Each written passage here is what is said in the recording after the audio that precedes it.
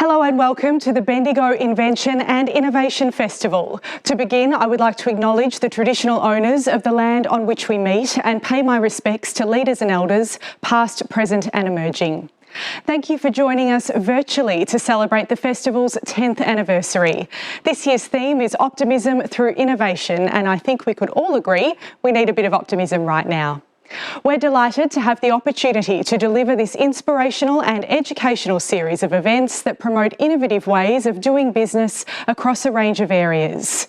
Today's guest is Dja Dja Wurrung Clan's Aboriginal Corporation CEO and traditional owner Rodney Carter. Rodney's long list of achievements includes negotiating a recognition and settlement agreement with the Victorian Government on behalf of the Dja Dja Wurrung people, which committed the government to a meaningful partnership with his people and formally appointed Rodney's organisation to represent the Dja Dja Wurrung within the area of the agreement. This achievement has also helped to strengthen, protect and promote Dja Dja Wurrung culture, traditional practices and the unique relationship of Dja Dja Wurrung people to their traditional country. Last year, the city of Greater Bendigo became a UNESCO City of Gastronomy. Today, Rodney will speak to us about two exciting new gastronomy ventures for the Dja Dja Wurrung people based on kangaroo grass and aquaculture and the use of traditional owner knowledge in advancing these initiatives. Rodney, welcome and thank you for joining us today. Thank you very much. I'm really excited about being here today and sharing two really exciting ventures of the Dja Dja Wurrung that we hope people will enjoy hearing about today. We're absolutely looking forward to your insights, so I'll hand over to you now and join you at the end for some questions. Thank you. Dja Dja, the bush food is booming. Over the past decade, more and more Australians have discovered that native produce isn't just good for the environment, it's great to eat. For the Dja Dja Wurrung people, it is about rediscovery. And over the next decade, Australia's native food and botanical sector has the potential to increase in value by a factor of 5, becoming a $250 million industry. Our interest and drive and creativity here will position us well to be lead in all things gastronomy.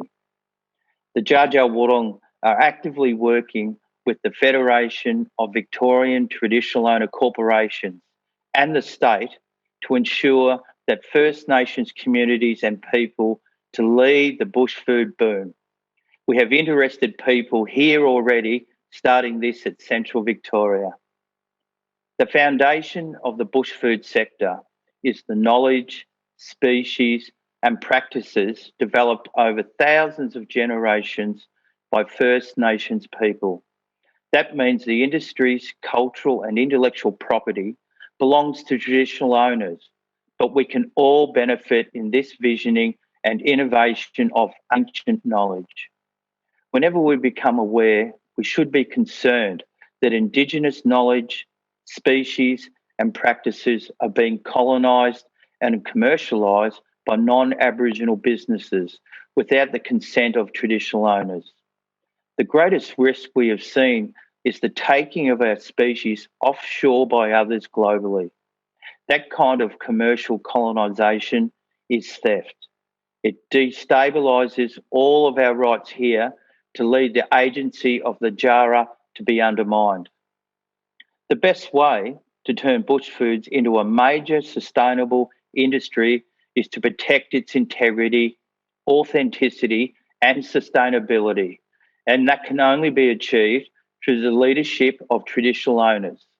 So, America has corn and Asia has rice.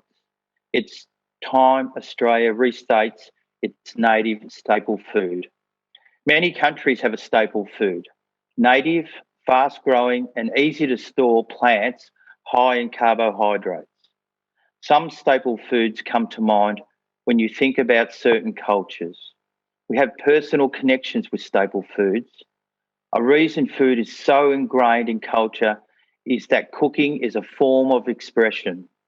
People feel a special connection to the staple foods they experience when growing up and sharing with their families. Eating a significant dish can even provide comfort to those who live far away from their cultural origins. Visitors to Central Victoria could experience a typical meal which can offer a glimpse into the local cuisine. Our typical meal will be a fusion of cultural delights embedded in Australian native origins. Australia is an exception. We do not have a staple food, but native grasslands provide ample opportunity to produce grains. In fact, Aboriginal people once used native grasses to make bread, and there is evidence they were the world's first bakers. So what's not to celebrate in that? It's time to resurrect Australia's ancient herbs, grains, and bread making, the traditional boyne. Central Victoria's ancient grain, Buwatj, is kangaroo grass. Djara people use sophisticated fire-based techniques to manage grasslands and harvest grain. They collected the grain in bulk several times a year, then stored it in the off-season. The grains harvested are from species well suited to growing in local conditions.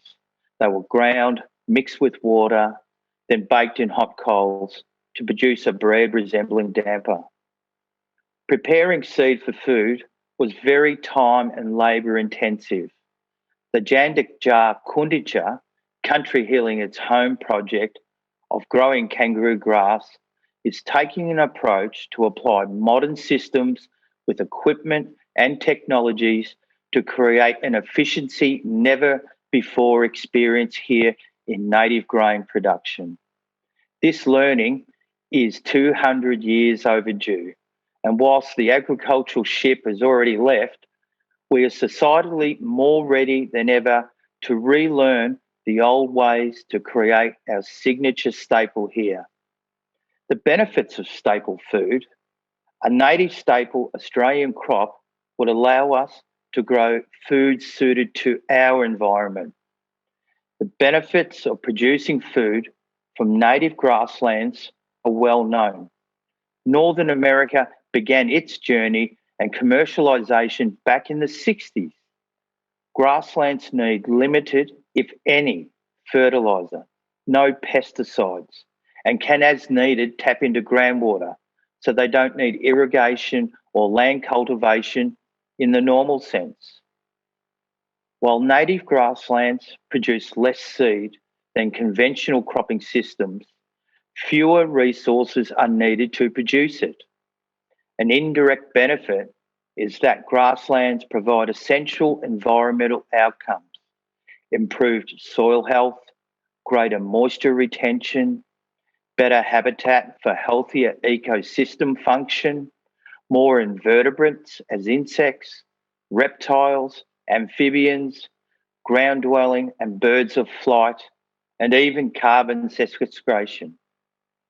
Australia's total agricultural production is currently worth about $60.8 billion a year, and we export about 65% of what we produce. A staple Australian food might not contribute directly to the value of our agricultural exports, at least not in the short term, but it may reduce the cost of pest control by increasing habitat for beneficial predators. It also represents a low-risk venture that provides returns to growers who want to increase the native vegetation on their properties. And for more standard agriculture, another asset to be included in crop rotations, needing less frequency of change, if ever at all. We are not suggesting a complete adoption of native grasses as a staple food crop in Australia, well, not at the moment. But it would be sensible to investigate how native grasses grow and produce seed to better understand how current farming practices might be improved. Connection to country. As touched upon earlier, returning to native grasslands would provide a way to understand Djara perspectives on looking after Djandak. As our Djandak we our cultural fire ability increases, and we note there are as many as 90 planned for the next 3 years on public lands, we will use burning techniques to grow and maintain our local grass crops. Grasslands are culturally and spiritually significant to Indigenous Australians. Their protection and regeneration could create new business opportunities for Aboriginal people and promote reconciliation. A number of grasses were used by Aboriginal people, all of which might be a good staple food for Australia. The best approach would be to grow a range of species matched with local customs, soil types, rainfall, and season. So this is born reimagined, it's bread.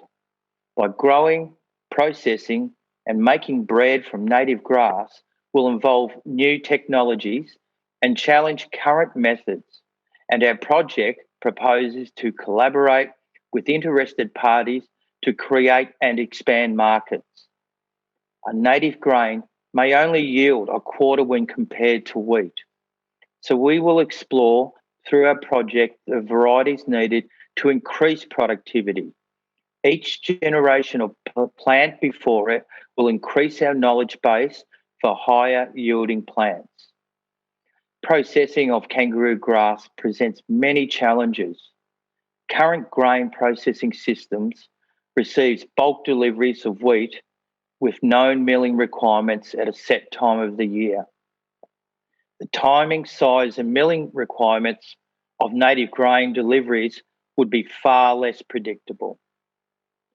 The use of modern machine processing that is adapted for purpose to clean seed that is of a uniform size and free from paddock and other contaminants, this grain requires that the seed is clean, uniform in size, and is not mixed with other types of seed will need to be achieved to effectively deliver to the commercial processes of making flour, so forms of end product are freely accessed by the end commercial users.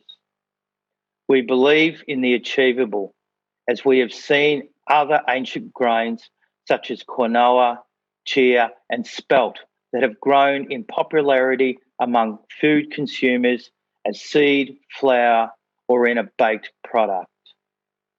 Another activity that Dja Dja Wurrung I'm working on is aquaculture.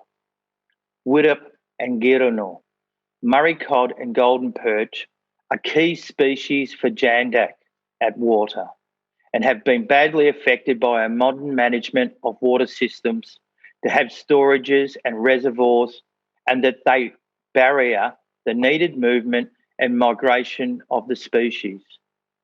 The triggers, though, for these species reproduction is temperature, food plant type, and a preferred surface for laying of eggs. The husbandry and annual cycles have other needs, and in an aquatic farming system for fish, as a closed system, needs other care to ensure the health and production of the species. The live fish market in Australia is still developing, particularly for native freshwater species. However, there is a huge potential for expansion. This can already be demonstrated with other natives such as silver perch that have increased markedly in production and demand in recent years. The golden perch, commonly called yellow belly, are a very hardy native fish which can tolerate most water conditions and variations in water temperature. Golden perch are suitable for farm dams, but not always for aquaponic systems, as they are carnivores and as such need to feed on live food, including yabbies, worms and prawns. In dams, golden perch feed on insects, smaller fish and yabbies. Murray cod are highly territorial and aggressive fish. While the high stocking densities often used in intensive recirculation systems do reduce overall aggression, there will always be size variation in stock, with some fish growing more quickly. To avoid a pecking order, developing and cannibalism occurring, it is always recommended that regular size grading is undertaken. By keeping fish of the same size together, the farmer is able to ensure that all fish are being fed properly and growing at uniform rates. So what is missing from this industry is heat or free energy, and many businesses' cases rely on an ambient and natural temperature that allow for species growth at a rate that is effectual for commercial viability. In most business cases, the capital costs of land and water are assets considerations, and it is only the build structures that through age decline and are depreciated as a direct cost part of the investment. So what do we need with geothermal?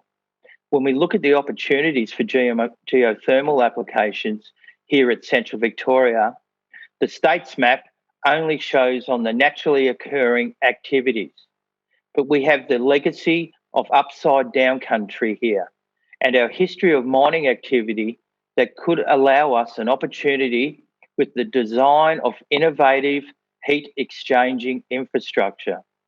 Part of the Jara vision is to increasingly heal country through our activities in decontamination of toxic lands, whilst we apply sensible vision to acquire energy at low cost. We have begun discussion upon one site, the only site here at Central Victoria that may provide the warmth we need to bring our fish back to numbers they once enjoyed. The market where this product would go, the live fish market in Australia, is still developing, particularly for native freshwater species. However, there is huge potential for expansion. This can already be demonstrated with other natives such as silver perch that have increased markedly in production and demand in recent years. Murray cod has generated much interest in the live fish trade due to its appearance and premium quality flesh and taste. Murray cod sold as a live product has been very well received and is perceived by some chefs to be one of the best tasting freshwater fish in the world. This is reflected in the average price paid for live Murray cod at around $20 a kilogram at the farm gate. While most of the product is sold domestically, there may be potential for our export trade of cod when production is increased. Overseas traders have expressed interest in the product, and Asian restaurants indicating acceptance within the Asian community to purchase most live product. Although it is expected that average prices for live product will drop as more producers come online.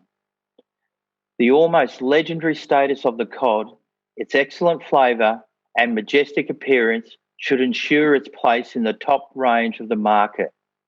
We want to place the yellow belly back on its golden perch as Giranul with Wirrap. The initial investment that the Jara are planning is the farming of yabbies, which is an aquaculture venture that allows our group an entrance to an industry with a product that has a range of seasonal and type demands and is a needed resource to be applied to any golden perch farming. We see this as sensible for skills development and as a foundational activity, so to support more complex farming in aquaculture. The best way to turn native foods and also botanicals into a major sustainable industry is to protect its integrity, authenticity, and sustainability, which can only be achieved through the leadership of traditional owners. Let's enable traditional owners to lead the development of practices associated with the native foods and botanicals industry and secure the future of that industry.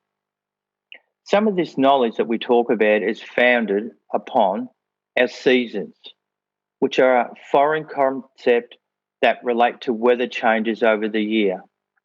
There are 4 seasons we understand today based upon others' knowledge systems, which are generally called spring, summer, autumn, and winter.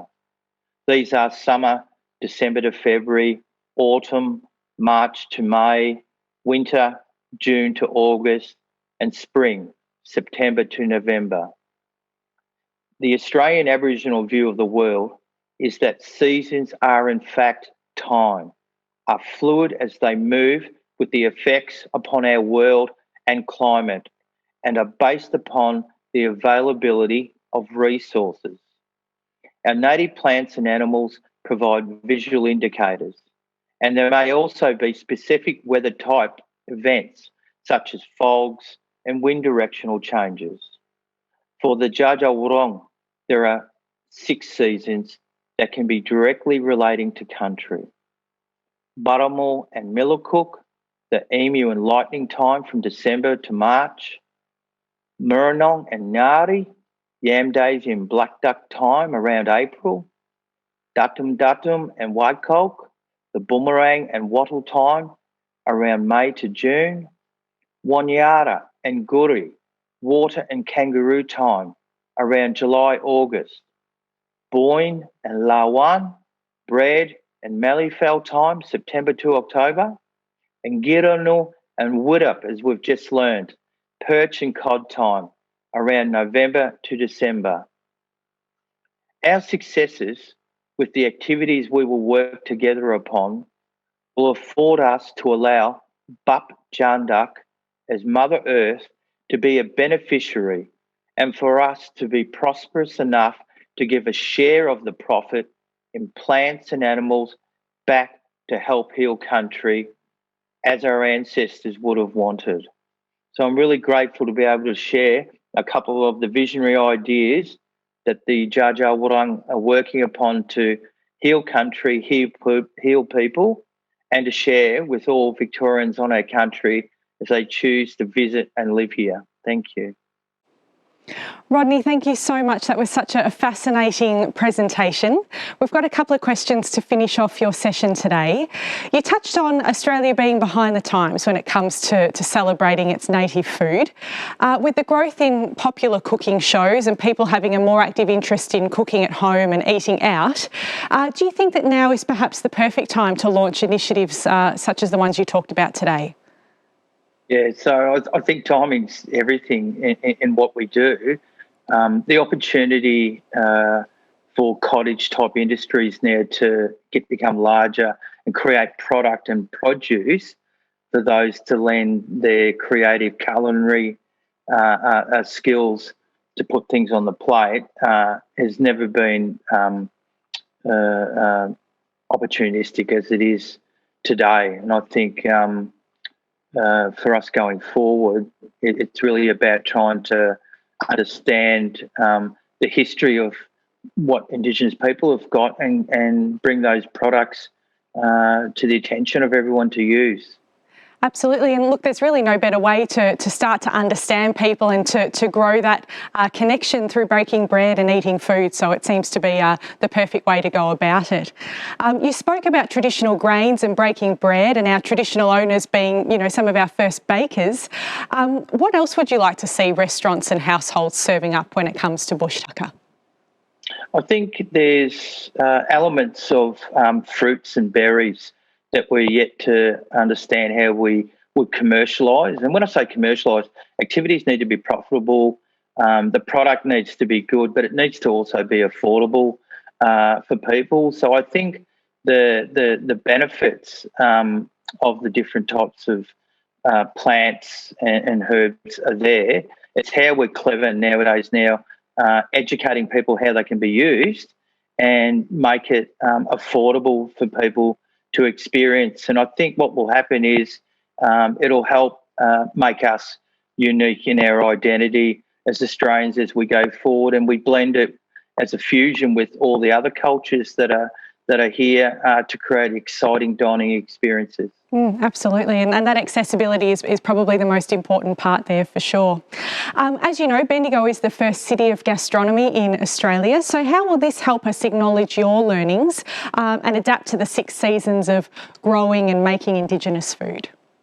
I think the recognition with the gastronomy is important. There's a lot of work that's gone around the narrative. So for us as a wider community, how do we articulate what it is important to us? And I think what we've seen is the entrepreneurial nature of people to be creative in forms of growing and agriculture, right through to the end person as the artist, which is the cooks and the chefs that would put those ingredients together to excite us. So I think the gastronomy recognition and the brand gives us an opportunity to weave stories actually about people, because there's people right through it. And what's really significant is the foundational recognition of Victoria's first people, the Dja Dja Wurrung.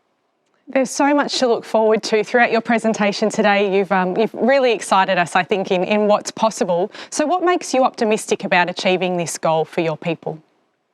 I think we've been challenged as a community in our diversity. What I've seen in Central Victoria recently is good people doing good work, good leadership, and the challenge for us is to support our leaders always, but hold our leaders actually to account in what we do. So we take individuals and families along in the journey, and we learn together. So I'm really excited about the quality of the people here, and that's infectious. So, excitement, positive, caring, sharing. There's a lot of that here in Central Victoria. Oh, I think we're very lucky to be living where we are. So thank you so much for your time today and for sharing your knowledge with us. We really look forward to seeing where these ventures go and to see them grow in our community and to see Bushtucker on our plates. So thank you very much. Thank you. It's a pleasure. I hope you have found this session to be inspiring, but more importantly, that you have a greater appreciation for the ongoing work of our traditional owners, and hopefully we will see some Bushtucker on our plates soon. Take care of yourselves, and thank you for being part of the 10th Bendigo Invention and Innovation Festival. Goodbye.